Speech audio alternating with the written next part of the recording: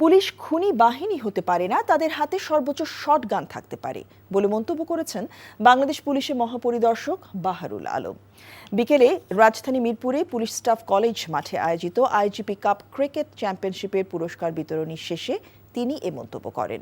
এ সময় প্রশ্নের জবাবে আইজিপি জানান, রাইফেলের মতো যেসব অস্ত্রে মানুষের মৃত্যু হয় সেসব অস্ত্র এড়িয়ে উন্নত বিশ্বের পুলিশের আদলে সুসজ্জিত করার কথা বলা হয়েছে। তবে ঝুঁকিপূর্ণ পরিস্থিতির ক্ষেত্রে ব্যতিক্রম হতে পারে বলেও মন্তব্য করেন তিনি। আমরা অন প্রিন্সিপাল এটাই মনে করি যে police cannot B A killer force. আমার কাছে বড় জোর শটগান থাকবে, এটাই একটা স্বাভাবিক প্রত্যাশা সবার, তাই না?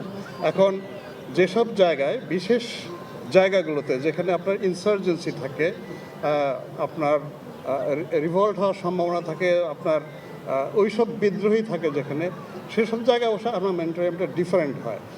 বান্ডেল থাকলে প্রতি সেনমানিতে টাকা বাঁচবে। বিকাশ সেনমানি বান্ডেল কিনে জিতুন প্রতি লেনদেনে।